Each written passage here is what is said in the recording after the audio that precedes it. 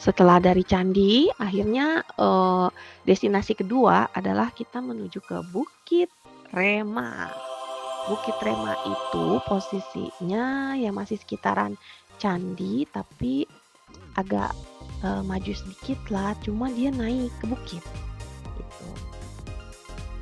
Nah, kita berjalan ke sana menuju Bukit Rema.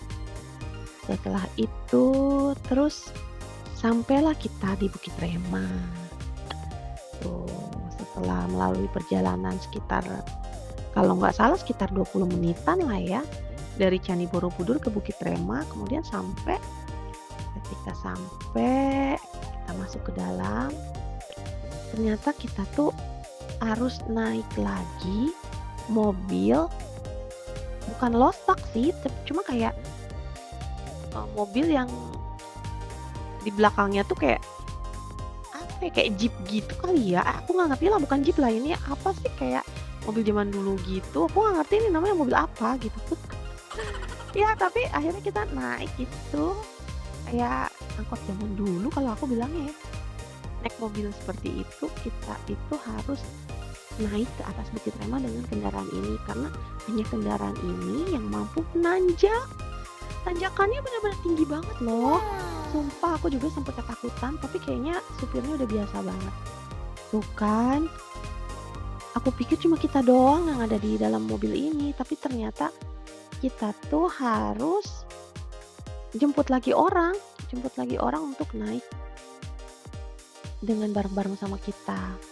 Tuh anak aku, ya gitulah dia udah senang-senang gitu, happy, senang, capek gitu kan. Nah sebelum masuk ke Bukit Rema tuh beli karcis dulu, karcisnya tuh banyak tuh yang harus dibeli tuh. Oh ya, tiket jet, apa sih, tiket jet, apa sih segala macem lah, itu suami aku yang beli. Nah terus udah gitu naiklah kita, mulai naik menuju ke Bukit Rema. Tanjakan, panas, oh my god, sumpah. Begitu sampai di Bukit Rema, kita tuh diparkirinnya di dekat toko oleh-oleh. Toko oleh-olehnya itu jualan batik, jualan baju, jualan aksesoris gitu kan. Aku sempat beli beberapa dompet-dompetan, ya sekedar untuk oleh-oleh buat teman-teman aku yang ada di Singapura sih. Beli kebetulan. Ya di dalam, dari tadi kita di luar itu panas banget, kita masuk ke toko yang ada di Bukit Rema ini dingin banget. Jadinya enak loh.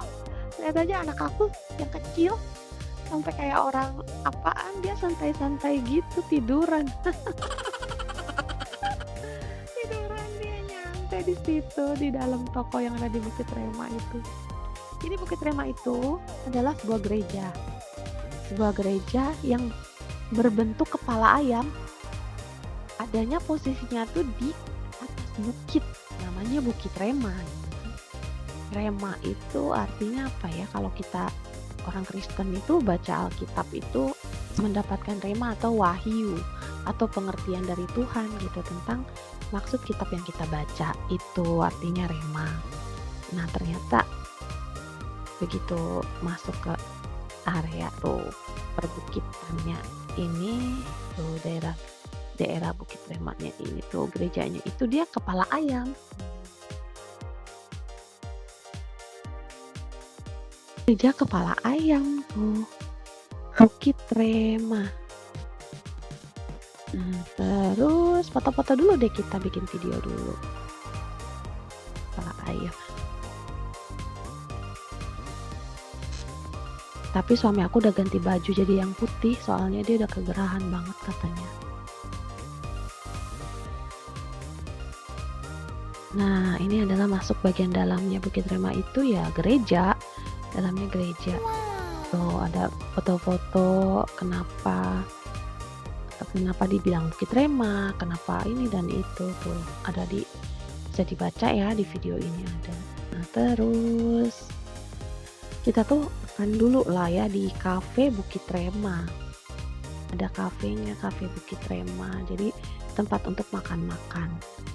Wah pemandangannya indah banget dari sini, tahu tuh pemandangannya indah banget dari sini. Aku sebenarnya pengen duduk di depan karena di depan ada chargeran.